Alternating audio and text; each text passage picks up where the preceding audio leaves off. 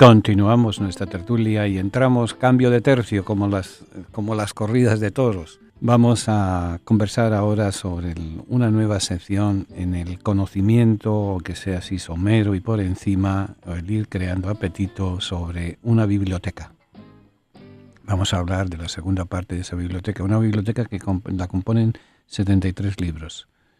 Y como son muchos libros, en libro en griego se dice biblos, o entonces el plural es biblia.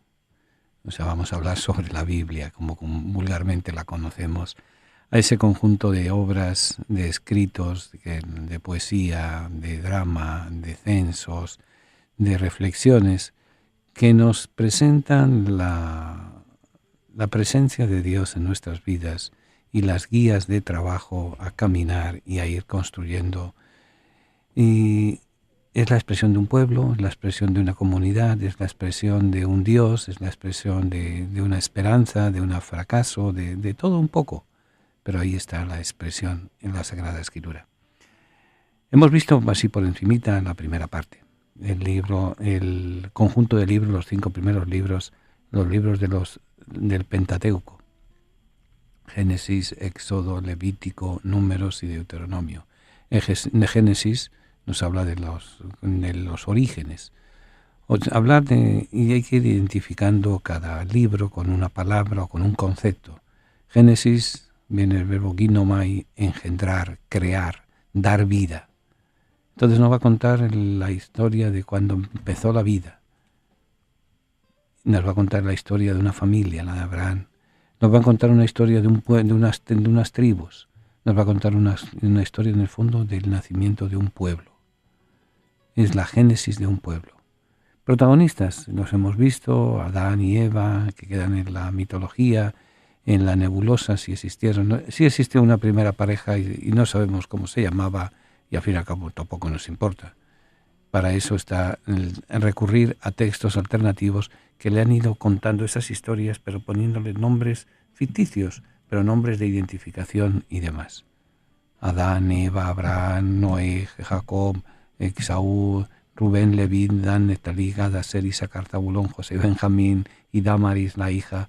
Así podríamos ir viendo esa historia de personas, esa historia del nacimiento de la nación, como aquel que dice en el nacimiento de un pueblo, una serie de tribus. Génesis, la salida, el éxodo de la esclavitud a la libertad, de la esclavitud a poder alabar a Dios como ellos creían conveniente, hacer sus sacrificios cuando ellos le parecían bien, vivir de una forma determinada en el mundo, y tienen que salir de aquello que les oprime. ¿Cuántos eran? Llega un momento que hay que contarse. Génesis, Éxodo, Levítico, de Números y Deuteronomio. El libro de los Números hay que contarse cuántos están listos, cuántos han salido y cuántos han llegado a la promesa, a hacer la promesa en el Sinaí. No, el libro de los Números. Pero es un pueblo agradecido, es un pueblo que guarda el temor de Dios.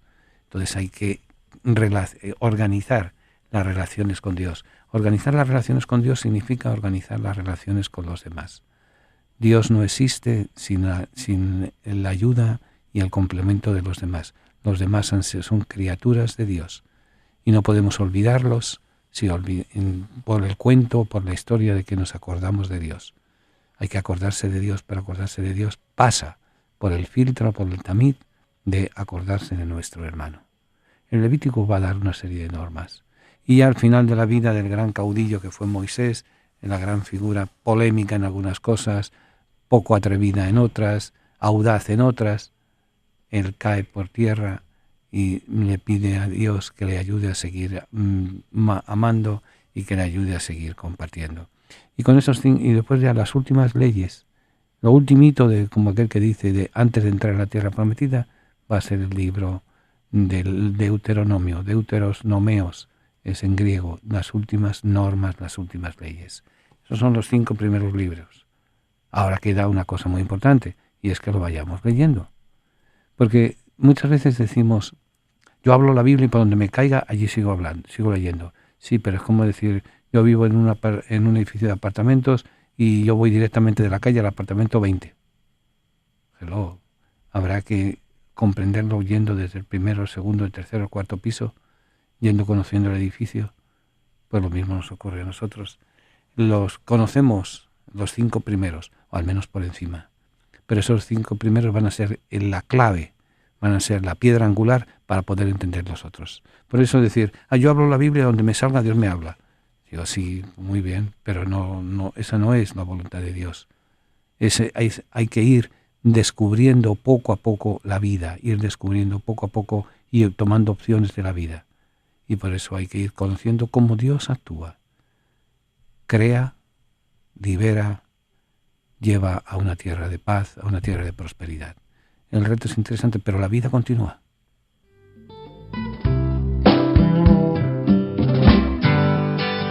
La palabra tertulia significa encuentro de amigos que conversan sobre las cosas de la vida, alegrías, penas, esperanzas, tristezas, de todo aquello que nos hace más humanos, porque nada humano le es ajeno al creyente. La tertulia del siglo XXI es eso, un encuentro que llevamos a cabo desde la ciudad de Nueva York, la capital del mundo. Queremos que cada persona que nos escuche se sienta en familia, en grupo, en amistad. Conéctate con nosotros. Para mayor información, favor de comunicarse con las oficinas de Descubriendo el Siglo XXI. Apartado de correos 1170 Nueva York 118 o a nuestro teléfono 212-244-4778. Estamos para servirles y para ayudarles. Y desde la tertulia vamos a seguir compartiendo alegrías y esperanzas, penas y tristezas, porque nada humano nos es ajeno.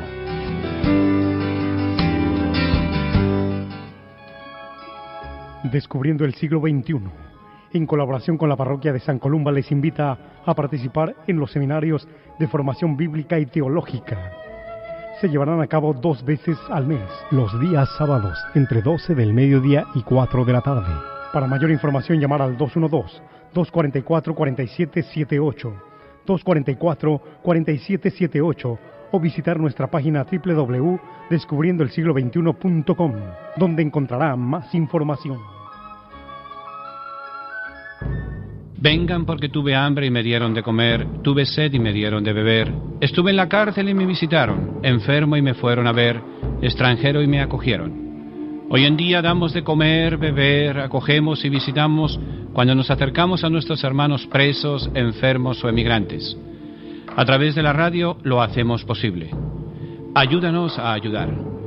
Envíenos su donativo a Descubriendo el Siglo XXI.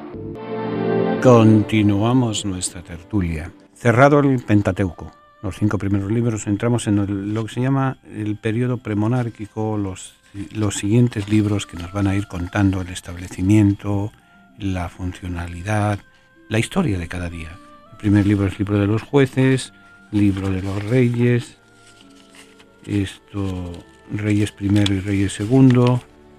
Después del libro de los reyes va a venir el libro de Ruth. Por ahí vamos a dejarlo para empezar en este periodo premonárquico, viendo en primer lugar el libro de Josué. El libro de...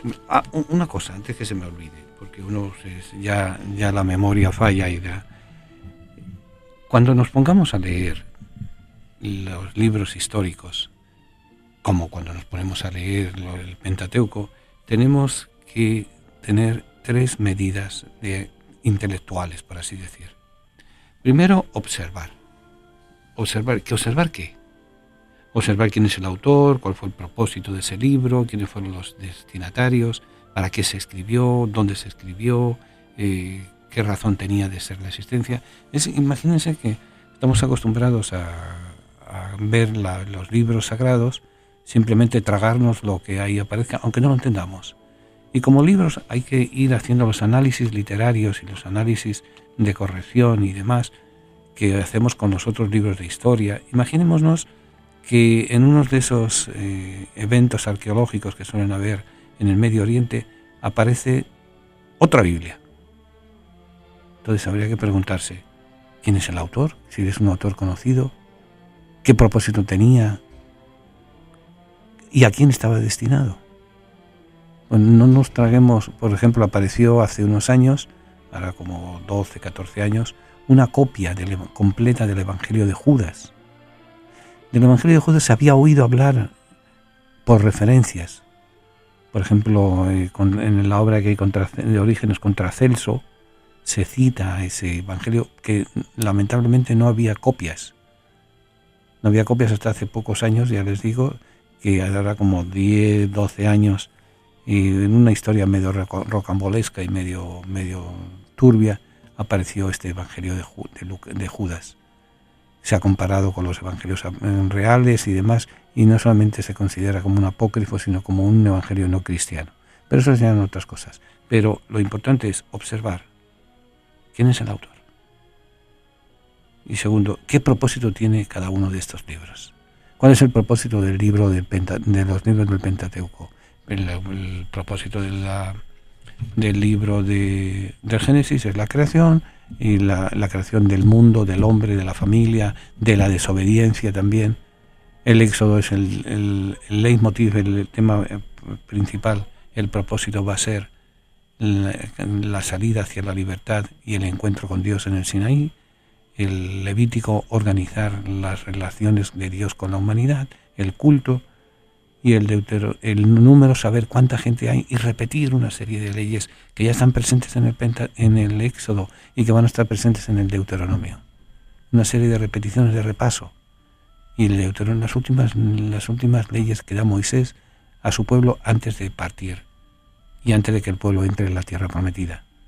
Entonces, ¿a quién van destinados estos libros? Es una actitud que tenemos que no están destinados para los angelitos. Están destinados para personas en un contexto social, cultural, histórico muy distinto del nuestro. El judío de hace 3.000 años no es el judío de hoy en día. El creyente de hace 2.000 años, el creyente cristiano, no es el mismo creyente de hoy en día. Ha ido madurando, ha ido creciendo, ha ido perdiendo fuerzas. Entonces tenemos que observar en ese libro que vamos a analizar, que vamos a leer, que vamos a alimentarnos de él. ¿Quién es el autor? La mayoría de las veces los autores son anónimos, son la recopilación de una serie de leyendas leyendas locales, de leyendas que se han ido transmitiendo de boca en boca hasta que alguien decide ponerlo por escrito. Y fíjense que ese decidir muchas veces no está tan claro. Hay obras del Antiguo Testamento y del Nuevo Testamento que no sabemos quién las escribió y con qué finalidad, pero están ahí escritas. Por eso, autor, propósito de esa obra, propósito de ese libro, propósito de ¿qué es lo que pretende el autor con eso? En tercer lugar, ¿quiénes son los destinatarios? ¿Para quién escribe? No es lo mismo escribir una carta a un niño de 15 años que esa misma carta a un adulto de 90 años, por decir un ejemplo medio zanganito. ¿Entienden? ¿Quiénes son los destinatarios? O sea, la escritura de un libro, y sobre todo un libro sagrado, lleva ese proceso. ¿Quién es el que escribe? De hecho, la mayoría de los libros no tienen autor. Se les dan nombres de autores románticos, si cabe, o como honor a esa persona, pero no sabemos quién lo ha escrito. Es más, se sabe de cartas de San Pablo que han desaparecido y que no han llegado hasta nosotros. Por ejemplo, la carta a los cristianos de la Odisea. Y así podríamos ir viendo casos y cosas y cartas y documentos. Pero los que hay, ¿quién es el autor? ¿Cuál es el propósito? ¿Quiénes son los destinatarios? Y así lograremos sacar cada vez más fruto de esa lectura. Siempre tenemos necesidad de contemplar el misterio de la misericordia. Es fuente de alegría, de serenidad y de paz. Es condición para nuestra salvación. Misericordia es la palabra que revela el misterio de la Santísima Trinidad. Misericordia es el acto último y supremo con el cual Dios viene a nuestro encuentro. Misericordia es la ley fundamental que habita en el corazón de cada persona cuando mira con ojos sinceros al hermano que encuentra en el camino de la vida. Misericordia es la vida que une a Dios y el hombre porque abre el corazón a la esperanza de ser amados para siempre, no obstante el límite de nuestro pecado. Con estas palabras el Papa Francisco convoca a toda la Iglesia con la misericordia del Padre. Viviremos y sentiremos en la Iglesia el amor del Padre, la fraternidad del Hijo, la santidad del Espíritu Santo. Únete a la familia de Descubriendo el Siglo XXI para celebrar la gracia del Señor. Para mayor información, favor de comunicarse con las oficinas de Descubriendo el Siglo XXI, al apartado de correos 1170 Nueva York, 118, o a nuestro teléfono 212-244-4778.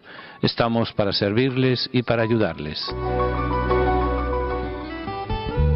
Tiene ya su Biblia, la colección de libros que han marcado la historia de la humanidad en los últimos 25 siglos. Si aún no posee una Biblia, nosotros podemos ofrecérsela a un precio módico, tanto en inglés como en español, o incluso bilingüe. Para precios y ediciones, favor de llamar a Descubriendo el Siglo XXI, 212-244-4778, 212-244-4778, o visite nuestra página de internet www.descubriendoelsiglo21.com, sección de tienda.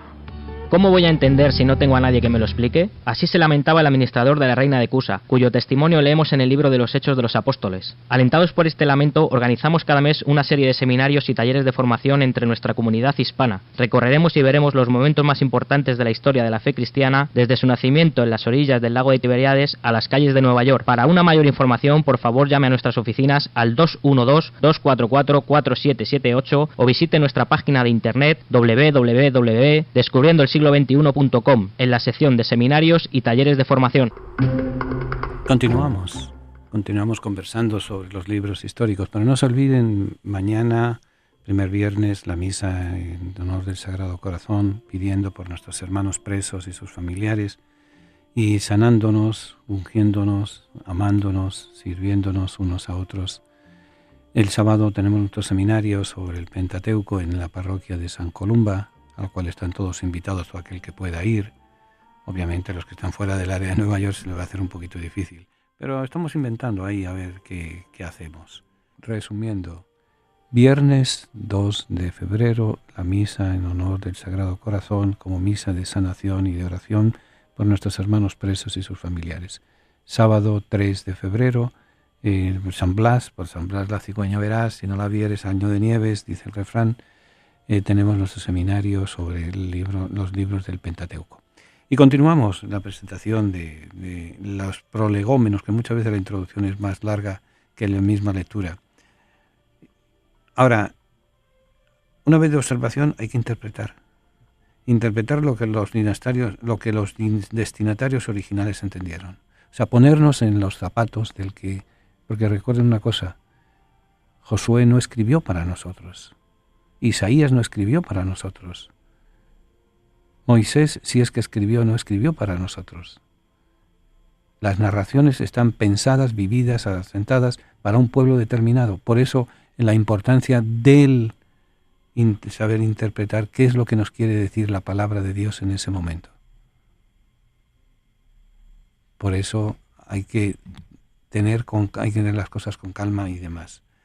¿Qué fue lo que el Espíritu Santo inspiró a esa gente para poner por escrito lo que pusieron por escrito? Por escrito, que es el final de un proyecto. El proyecto es el hecho que ocurre, por ejemplo, el hecho del cruce del Mar Rojo. El pueblo que llega a la orilla tiene que cruzar del otro lado. Ese es el hecho en sí. Hay un impacto allí, no sabemos cuál es ni cuál dejó de ser. El caso que eso impresionó y impactó al pueblo por generaciones. Ese shock emocional e intelectual lo van a ir guardando y rumiando hasta que va a llegar un momento que se ponen algunos pedazos, algunas historias por escrito. Y en una tercera etapa va a ser una persona o un equipo de personas que van a poner por escrito lo que nosotros conocemos hoy en día. Pero hay que tener en cuenta que desde que ocurre el hecho hasta que se pone por escrito pasan varios cientos de años. No es aquí uno de los problemas que tenemos a la hora de leer o de interpretar la Sagrada Escritura es que estamos acostumbrados en nuestra sociedad a la sociedad de la información, que es lo más rápido posible. La cosa es ya y ocurre en este momento, y así es como...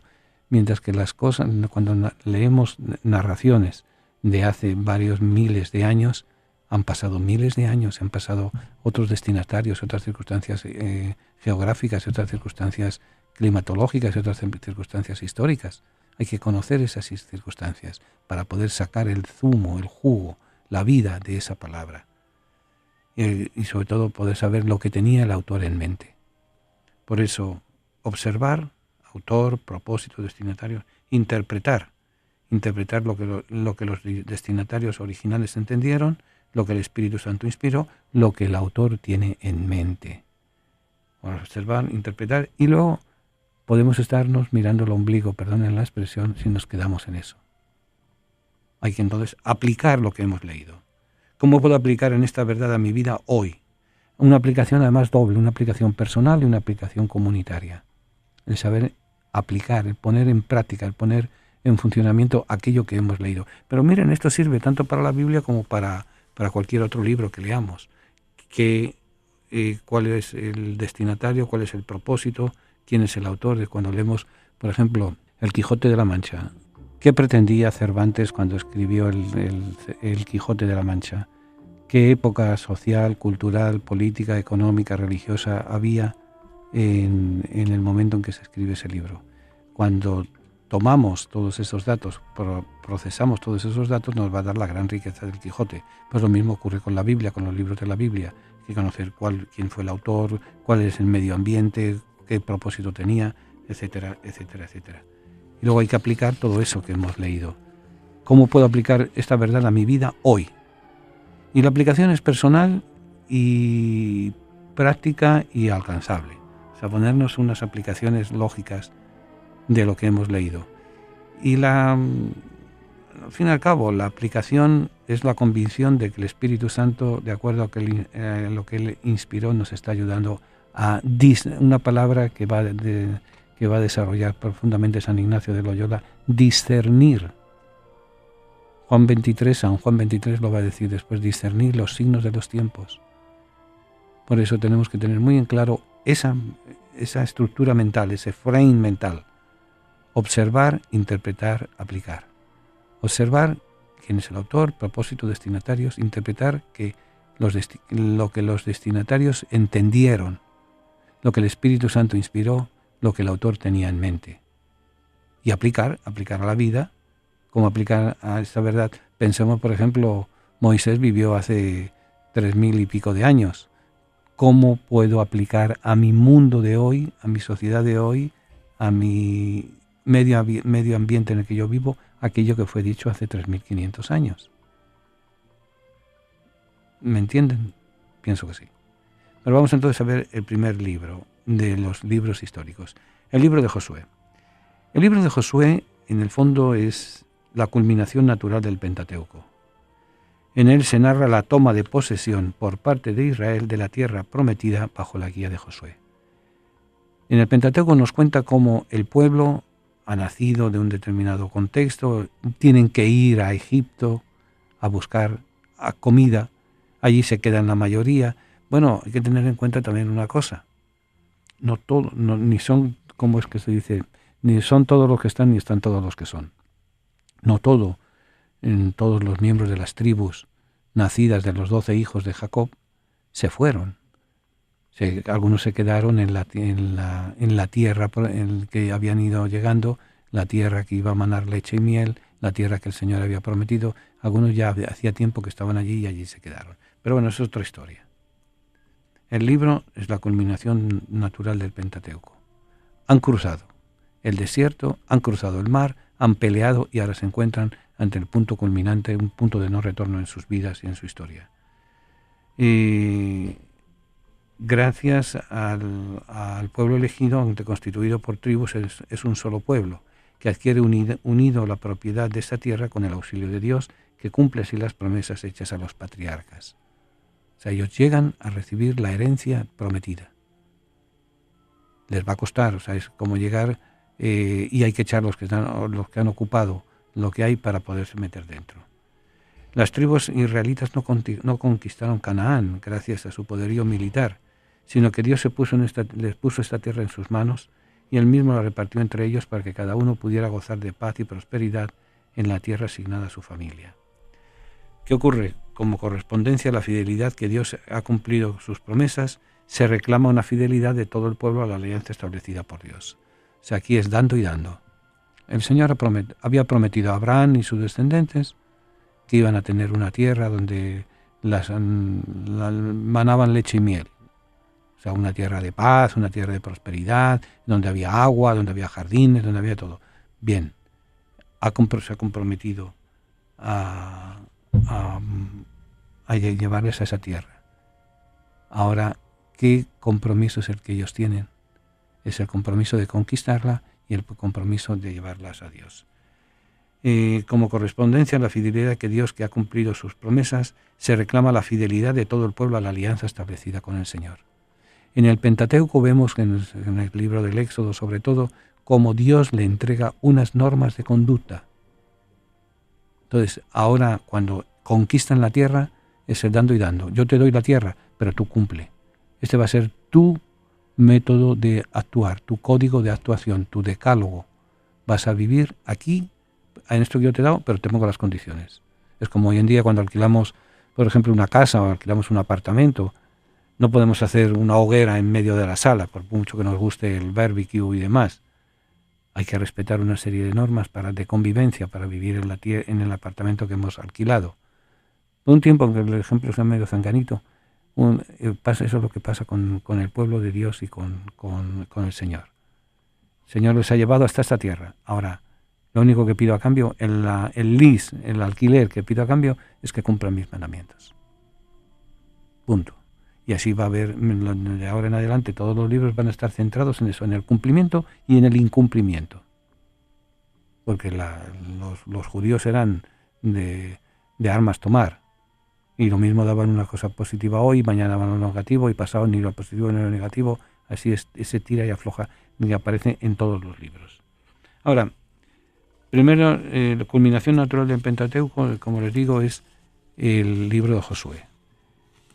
La estructura es sencilla. La estructura tiene, 1, 2, 3, 4, 5 bloques. El primer bloque es el prólogo, la entrada. Sirve de unión con el Pentateuco y anuncia los principales temas del libro, que va del capítulo 1 al verso 1, en el prólogo, capítulo 1, verso 1 al 18. ¿Qué es lo que nos quiere indicar? Primero, el libro de Josué va a ser una continuidad entre la misión de Josué y la de Moisés en cuanto mediador entre Dios y el pueblo. O sea, Moisés, cuando hemos leído su historia, se ha leído su historia desde el libro del Éxodo hasta el Deuteronomio, él era el intercambio, él era el que llevaba y traía, era el mediador entre Dios y su pueblo. Lo que va a hacer después Jesús, mediador entre Dios y su pueblo. Entonces, ¿qué es lo que le ocurre a Josué? Sirve también de Moisés desaparece, pero se necesita alguien que sirva de unión de Dios con el pueblo y del pueblo con Dios. De otra, la unidad de ese pueblo cuyas tribus realizan juntas la conquista del país. Él va a ser mediador, va a ocupar el papel de Moisés, pero va a ser líder militar, líder político, líder económico, va a ser el segundo Moisés, por así decir. Eso es en el prólogo, capítulo 1, versos 1 al 18. La toma de posesión de la tierra sería la segunda parte. La narración comienza con el envío de unos exploradores para inspeccionar Jericó, la primera ciudad que tomarán los israelitas. Por ejemplo, en el capítulo 2, verso 1 al 24, nos dice de la siguiente manera. Josué, hijo de Nun, envió secretamente desde Sitín 2 espías con esta orden. Vayan y exploren el país y la ciudad de Jericó. Fueron y entraron en casa de una prostituta llamada Rahab y durmieron allí. Se le dijo al rey de Jericó, mira que unos hombres israelitas han entrado aquí por la noche para explorar el país. Entonces el rey de Jericó mandó decir a Rahab, haz salir a los hombres que han entrado a donde ti, que han entrado en tu casa, porque han venido para explorar todo el país. Y así continúa todo el capítulo segundo hasta el verso 12 y el verso 24. La narración comienza con el envío de unos exploradores. Inspeccionan Jericó, la primera ciudad de los israelitas. Sigue una serie de episodios relacionados con Gilgal, el primer campamento establecido en la tierra prometida.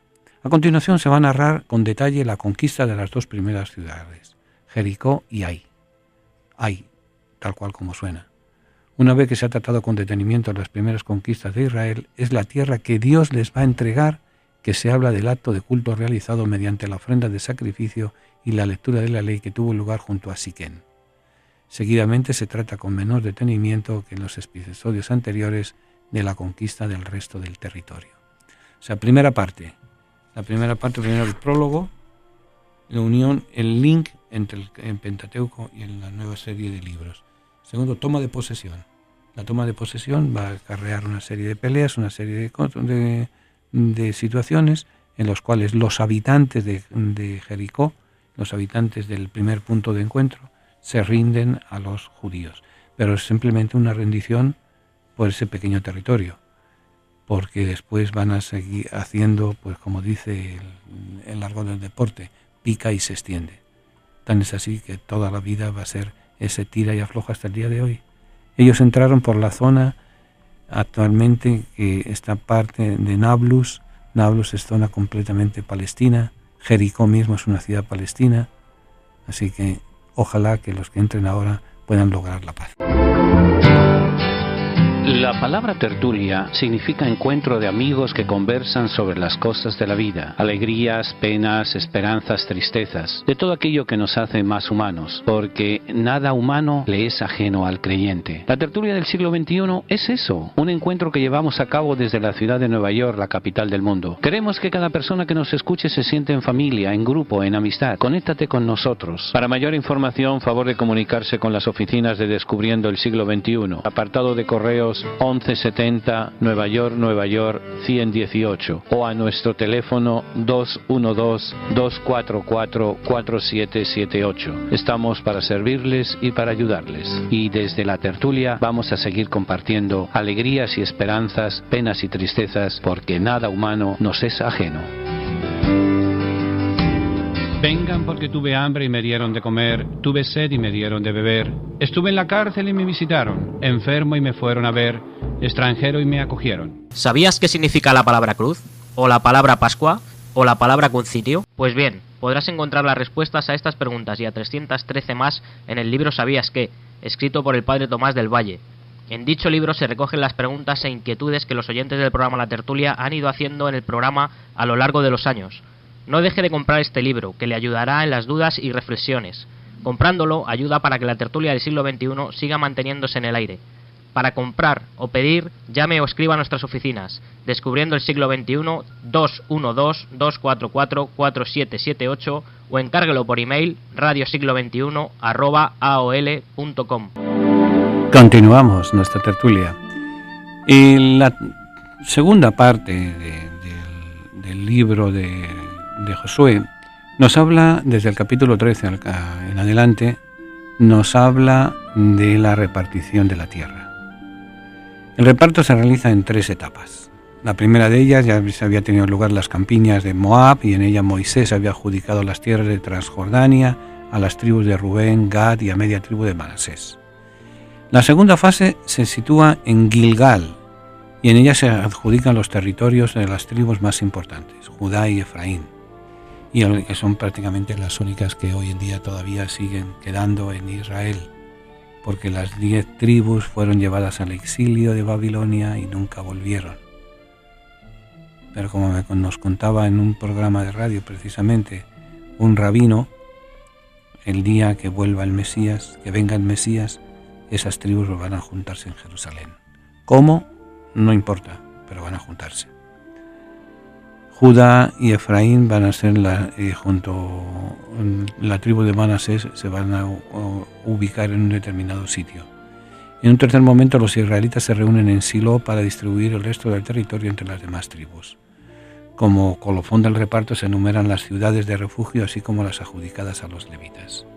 O sea, la parte importante del libro de Josué es el reparto de las tierras. Al fin y al cabo, para eso habían luchado, para eso se habían arriesgado habían creído en la promesa y la larga marcha del desierto, cruzar el desierto, llegar al Mar Rojo, cruzar el Mar Rojo y seguir por el desierto de la actual Jordania, la tierra de los moabitas, cruzar entonces a la propia tierra. ¿Cómo se iba a poner eso?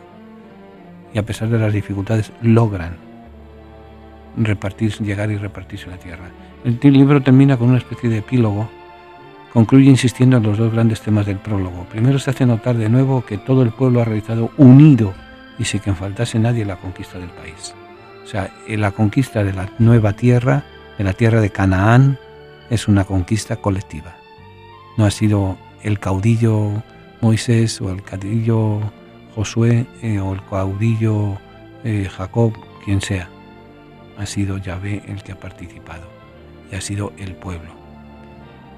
Y el prólogo, como les digo, concluye insistiendo en los dos grandes temas del prólogo. Primero se hace notar de nuevo que todo el pueblo ha realizado unido sin que faltase nadie la conquista del país. Concluye presentarnos a Josué, el sucesor de Moisés, que exhortando a todo el pueblo antes de morir a mantenerse fiel al Señor y a cumplir la alianza que el Señor hizo con sus antepasados y que ahora ellos renuevan en Siquén. O sea, debajo de todo hay un sentimiento de agradecimiento a Dios que les ha llevado a la tierra prometida. En ese epílogo en que ellos van a hacer notar la presencia de Dios. En el tercer momento, los israelitas también, al reunirse en Silo para distribuir el resto de los territorios, en el reparto hay una serie de ciudades adjudicadas a los levitas, porque han llegado al acuerdo de que va a haber una tribu que no va a dedicarse a la agricultura, sino se va a dedicar al culto, encargado de los sacrificios, limpieza del templo, expulsar a los que no deben, hacer trampas, porque hicieron un montón de ellas. Eran los levitas encargados de todo eso, pertenecientes a la tribu de Leví. En el epílogo el libro concluye insistiendo en los dos grandes temas del prólogo. Primero se hace notar de nuevo que todo el pueblo ha realizado unido sin que faltase nadie la conquista del país. Y para terminar, Josué, el sucesor de Moisés, exhorta a todo el pueblo antes de morir a mantenerse fiel al Señor y a cumplir la alianza que el Señor hizo con sus antepasados y que ahora ellos renuevan en Siquén. Ese es el epílogo de la obra de Josué. No es larga, fíjense, tan solo tiene 24 capítulos, 685 versículos. O sea que es en poco más de un par de horas, con calma, se lee de un cantazo, por así decirlo. Pero como hemos dicho anteriormente, la Biblia no es para leerla de un cantazo. La Biblia es para degustarla e irla tomando poco a poco, leyendo poco a poco. La palabra tertulia significa encuentro de amigos que conversan sobre las cosas de la vida, alegrías, penas, esperanzas, tristezas, de todo aquello que nos hace más humanos, porque nada humano le es ajeno al creyente. La tertulia del siglo XXI es eso, un encuentro que llevamos a cabo desde la ciudad de Nueva York, la capital del mundo. Queremos que cada persona que nos escuche se sienta en familia, en grupo, en amistad. Conéctate con nosotros. Para mayor información, favor de comunicarse con las oficinas de Descubriendo el Siglo XXI, apartado de correos 1170 Nueva York 118 o a nuestro teléfono 212-244-4778. Estamos para servirles y para ayudarles. Y desde la tertulia vamos a seguir compartiendo alegrías y esperanzas, penas y tristezas, porque nada humano nos es ajeno.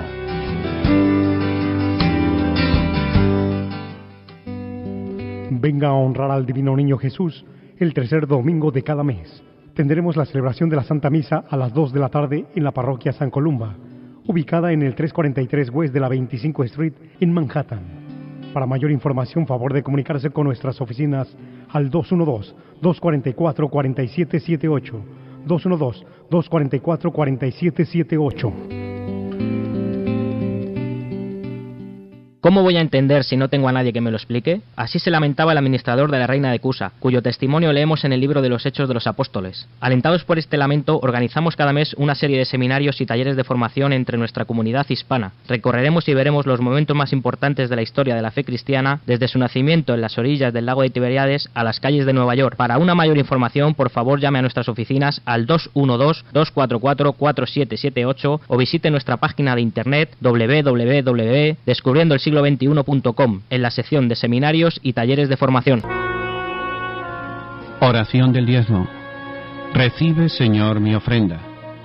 No es una limosna, porque no eres mendigo. No es un aporte, porque no lo necesitas. No es el resto que me sobra que te ofrezco.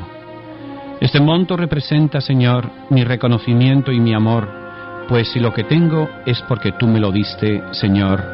Amén.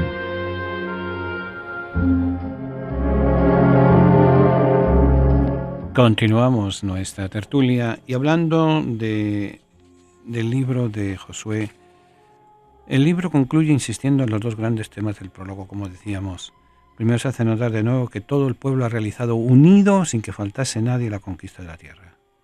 O sea, es una obra colectiva, no es un individuo, es el pueblo en sí que cumple la promesa de Dios de llegar a la tierra prometida, en él se cumple la promesa.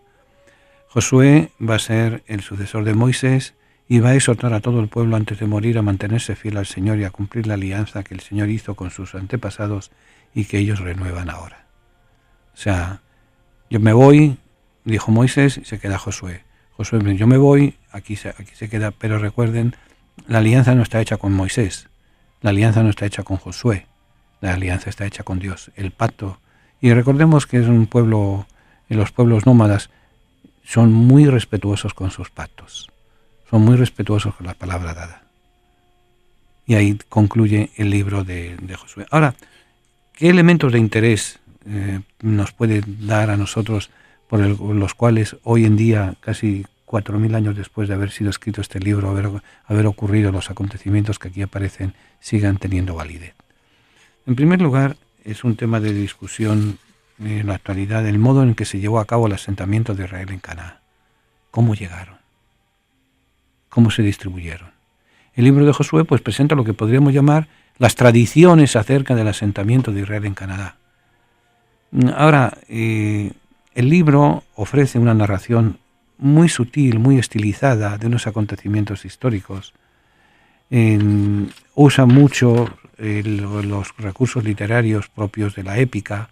Es un libro épico en cierto sentido. Fíjense, aunque encontramos en el libro un conjunto de relatos teológicos con una base histórica. Vuelvo y le repito, el libro de Josué vendría siendo un libro con relatos teológicos, o sea, relatos relacionados con Dios, pero con una base histórica. Los contactos que Dios hizo con el pueblo con Dios, cómo el pueblo los fue guiando hasta llegar a la salvación, a llegar al asentamiento nuevo, que después su historia va a cambiar completamente. Fíjense, ¿quieren una semejanza? La conquista del oeste. En el fondo, la conquista del oeste, que fue una serie de aventureros, una serie de personas que buscaban un mejor futuro para sus vidas, se tiran a cruzar todo la masa continental de los Estados Unidos, desde la costa este hacia la costa oeste. Hay una serie de encuentros, una serie de luchas, una serie de desencuentros, una serie de cosas. Al final llegan a la tierra prometida, a la tierra de California, a la tierra donde va a haber oro en abundancia, donde va a haber riquezas en abundancia, donde va a haber razones para poder empezar de nuevo. Eso nos lo han hecho la epopeya esa y toda esa historia épica y demás, la hemos visto en las películas del oeste. Un poco en el fondo esa es la historia del Éxodo, de Josué, del libro de Josué y del libro del Éxodo. Es ir a la búsqueda y el ser humano siempre ha ido en búsqueda de un futuro mejor. Es la historia de los descubrimientos, es la historia de las conquistas, es la historia del salir hacia adelante para buscar algo mejor, vivir mejor. Eso nos lo narra el libro nos lo narra en parte el Pentateuco, sobre todo el Éxodo y el libro de Josué. Josué ya entra a otra etapa. El Éxodo es la conquista del oeste. La conquista, Éxodo, Números, excepto el Génesis, el Génesis va preparando esa conquista, va preparando esa aventura, va preparando ese encuentro con un futuro. Josué va a ser ya cuando han llegado, recuerdan lo que han luchado y han llegado y se van a establecer. Pero todo se ha conseguido no solamente por ir caminando, sino por la ayuda de Dios. Ahora, contenido teológico, sentido teológico del libro de Josué. La idea de que Dios es siempre fiel a sus promesas está presente en toda la obra. O sea, Dios le prometió a Abraham, es más, Dios le prometió a Adán, después de que Adán metiera las patas con la manzana, que iba a ser liberado de la humanidad. Dios le promete a Noé que no va a perecer porque ha cumplido las leyes. Dios le promete a Abraham, dice, sal, haz un esfuerzo y sal. Es siempre Dios cumple, y sal de tu tierra y vete a la tierra que te mostraré. Siempre va a ir cumpliendo Dios. Es ese cumplimiento de la promesa. A Moisés es el cumplimiento de la promesa. A José, que se encuentra esclavo, que las pasa, pues eso, color de hormiga brava, las pasa bien difíciles, pero sale adelante. Es siempre el cumplimiento de la promesa de Dios. Ahora, muchas veces es el descumplimiento de la promesa, de las condiciones que Dios nos pone a cada uno de nosotros. La idea, vuelvo y le repito, es de que Dios siempre cumple sus promesas. La conquista de la tierra es un don de Dios. Y Dios, ¿para quién se lo pone? ¿En manos de quién lo pone? En manos de su pueblo.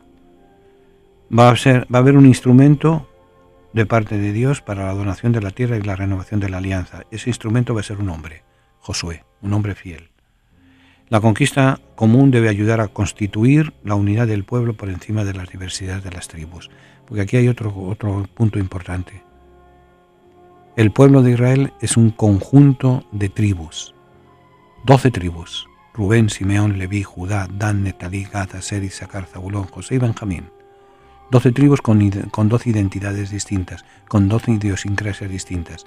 Ahí el gran mérito de Josué va a ser aglutinarlas a todas y hacer de todas esas tribus un pueblo, pero sin perder su identidad de tribu. Y sobre todo de ser el que va a recordar continuamente, va a ser un segundo Moisés, va a recordar, hay que cumplir la alianza. Esto es un contrato. El Señor nos ha traído de nuestras miserias, de nuestra pobreza, a través del desierto, a una tierra. La única condición que se nos pide es que no olvidemos de la alianza con Dios y que la cumplamos. Entonces, eso va a llevar a la unidad del pueblo, va a llevar a la unidad de cada uno de su pueblo. Y va a contarnos después esa extensión y esa conquista, al menos la primera etapa. Ahora, sentido teológico, por tanto, hombre fiel que ayuda a que se cumpla la promesa hecha por Dios y que el pueblo responda a esa promesa. Significado del libro de Josué en la fe de la Iglesia. O sea, porque es muy bonito para el pueblo de Israel, para el pueblo judío, su historia, su identificación y demás. Pero para nosotros, que no somos judíos, que no pertenecemos a la cultura judía, que no hemos hecho ese tipo de promesas, ¿qué significado tiene para nosotros el libro de Josué?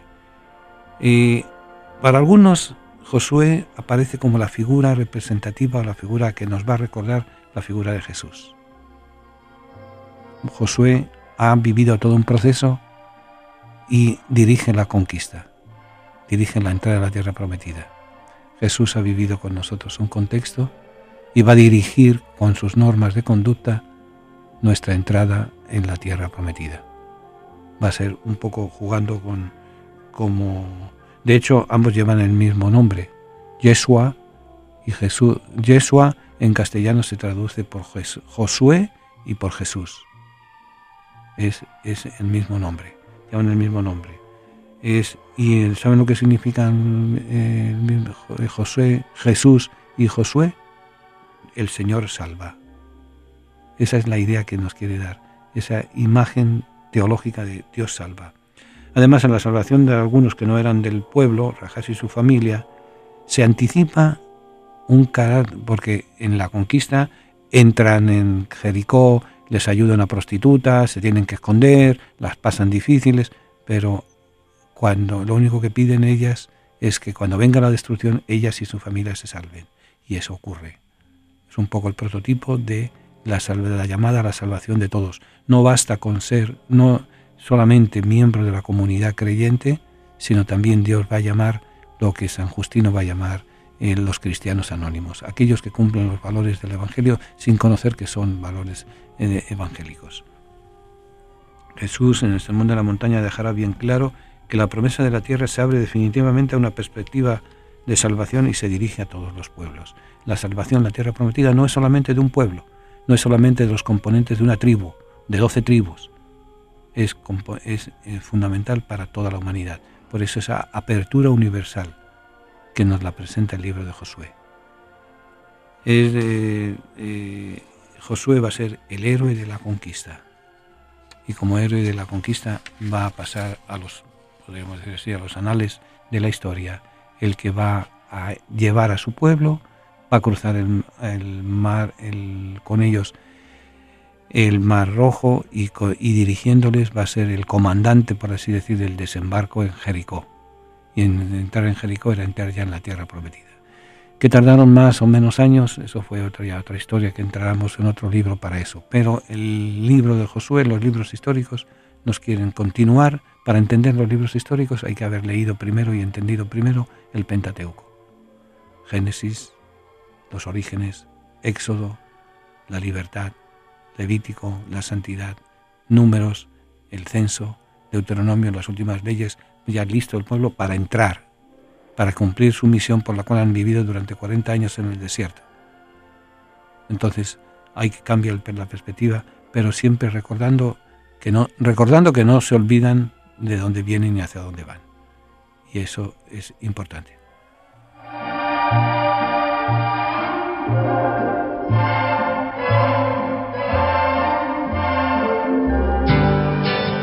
La palabra tertulia significa encuentro de amigos que conversan sobre las cosas de la vida, alegrías, penas, esperanzas, tristezas, de todo aquello que nos hace más humanos, porque nada humano le es ajeno al creyente. La tertulia del siglo XXI es eso, un encuentro que llevamos a cabo desde la ciudad de Nueva York, la capital del mundo. Queremos que cada persona que nos escuche se siente en familia, en grupo, en amistad. Conéctate con nosotros. Para mayor información, favor de comunicarse con las oficinas de Descubriendo el Siglo XXI. Apartado de correos 1170 Nueva York 118 o a nuestro teléfono 212-244-4778. Estamos para servirles y para ayudarles. Y desde la tertulia vamos a seguir compartiendo alegrías y esperanzas, penas y tristezas, porque nada humano nos es ajeno.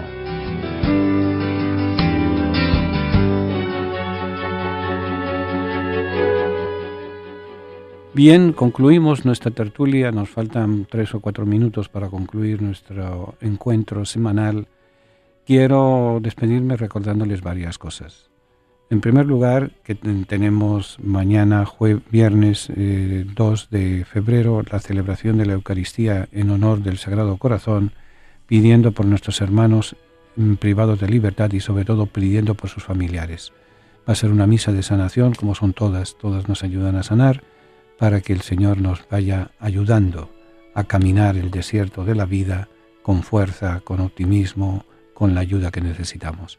En segundo lugar, el sábado tenemos el seminario sobre Sagrada Escritura, al cual están invitados todos aquellos que puedan participar. De 12:30 a 3:30 de la tarde estaremos en la parroquia San Columba. ¿Y qué más les cuento? Nos estamos preparando ya para la Cuaresma, ya en este mes, una cosa que no hemos citado por no cargar las tintas. La próxima semana hablaremos de la Cuaresma, lo que ello implica, lo que ello significa y demás. Y cómo la guía de nuestra Cuaresma tiene que ser la Sagrada Escritura. Cuaresma es como me decía una vez un palestino en Jerusalén cuando me explicaba las diversas celebraciones, los diversos tiempos litúrgicos. La Cuaresma entendía él como el Ramadán de los cristianos, digo más o menos, el momento de ayuno, pero no el ayuno por simplemente, sino el momento de oración, momento de encuentro con Dios. Y luego finalmente terminamos cualquier cosa que esto, antes que se me olvide, para octubre tenemos nuestro viaje anual a China.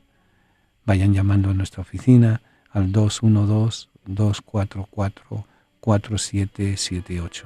Repito, 212-244-4778. Y también para el verano estamos viendo las fechas más convenientes.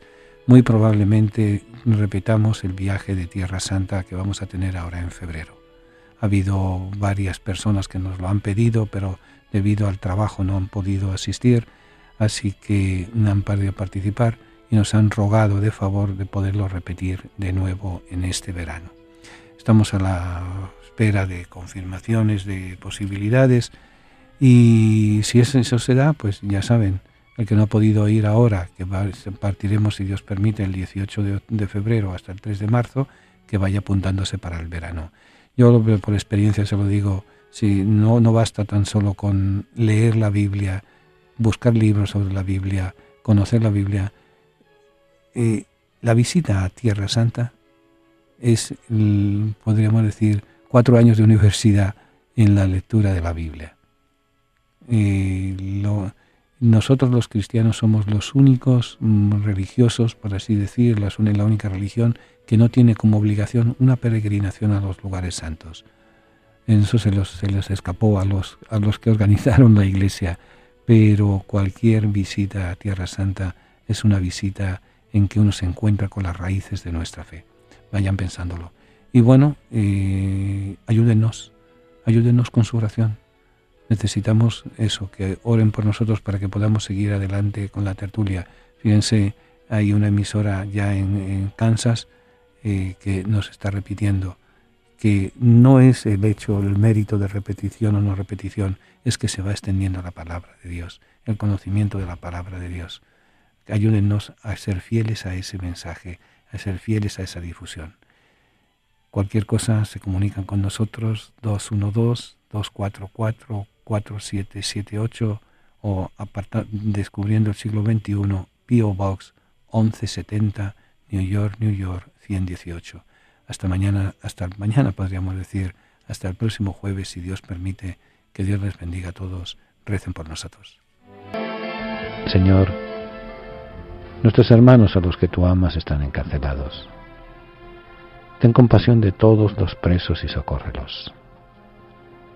Si es posible, que sea llevadero para ellos este cáliz. Pero no se haga nuestra voluntad sino la tuya. Haznos sensibles a las necesidades de nuestros hermanos encarcelados y haznos comprensivos con sus limitaciones. Ayúdanos a hacerle más llevadera la sentencia. Señor, a los que amas están encarcelados. Toda su familia está también sufriendo. Haz que nunca pierdan la confianza y la esperanza en ti. Amén. Hasta el próximo jueves, si Dios quiere. Que Dios les bendiga.